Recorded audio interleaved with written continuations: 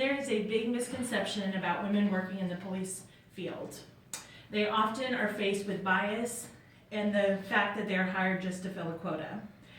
My name is Nicole Bowden, and I'm a criminal justice major. I have taken plenty of criminal justice classes, and this topic comes up time and time again. Should women be working in the police field? Today I'm going to talk to you about some of the challenges that they face and some of the strengths that they are, or that they have when they are police women. So one of the first challenges is them being accepted by their male counterparts. And according to the Bureau of Justice Statistics, out of 90,000, 20% are women. So that means 18,200 are women, and that number is decreasing. According to an article called "Why Aren't There More Women in Police Work?" written by Van Brocklin, she interviewed some policemen, and only 9% of the men that she interviewed openly accept the police officers, women police officers, and they also view them as the weaker sex. So another challenge that they face is sexual harassment. And I'm going to tell you two stories of two incidents that have occurred. And the first one is taken from a letter written by Marie DeSantis to the Santa Rosa Junior College Police Academy. She was one of the 5 women that were enrolled in the police academy, and they were experiencing sexual harassment. They approached their director, and he did nothing. There were some male cadets in that class as well, and they approached the director, and he still did nothing. And the sexual harassment turned criminal in nature. So by midterms, all 5 had dropped out of the course. Then the second story I want to talk to you about is taken from an article written by Shannon Woolsey called "Challenges for Women in Policing." And in this one, there was a woman working for the LAPD, and she was sexually harassed. Her male counterparts would flash their genitals.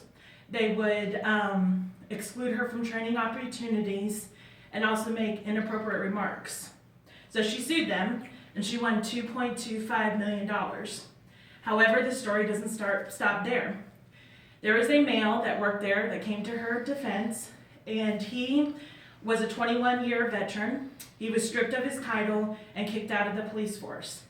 He sued them, and he won $3.6 million. So I find it ironic that she only won 2.25, and she experienced the sexual harassment, and he won 3.6. The next challenge that they face is the belief that they're physically weak. They believe that they're smaller in stature, which they are, but they're unable to handle themselves in the field, or that they're not aggressive enough. Not only do they believe that they're physically weak, but also mentally weak. They believe that they're unable to juggle their home and work life, that they're unsupportive, that they have unsupportive husbands, or if they have children, that is where their mind is at. They are also usually, well, the belief is that they're unable to handle the life and death situations that occur. As you can see, there are some challenges that these women face entering into the police force. But now I want to talk to you about the strengths that they have when they become police officers. According to an article called "Hiring and Retaining More Women" by Dr. Kim Lonsway, women are as competent as their male counterparts. They are also as productive, they are also as fulfilled, and they are also as committed. They need and want to participate in job training, however, they are often overlooked. They are also able to handle violent confrontations as well as, or even better, than their male counterparts. They also excel in some areas. And one of the areas in which they excel at is communicating. They excel at communicating with their peers. They excel at communicating with their victims and with criminals. They also excel at community-oriented policing. And in case you don't know what that is, it's a type of policing where the community and the police officers build a trust and they work on bettering their community. And they are better at that. They are also better at handling domestic violence situations. Women also excel as police executives. They are more flexible, more creative, more proactive, more emotionally independent, while their male counterparts are more authority-driven and prejudicial. Women are also less likely to use excessive force and deadly force.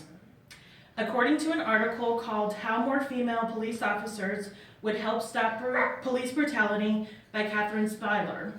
And in this article, she talks about why women would help with the police brutality that is occurring. Well, they communicate first, and then they act. This reduces the need for excessive force, and it also diffuses the situation faster before it turns deadly. And the last thing I want to talk to you about is the views of policing. Women view policing differently. They view it as a public service, while men view it as control through authority. Okay, so I have talked to you today about the different challenges that police women face. They have to overcome bias, overcome the fact that they are often hired to fill a quota.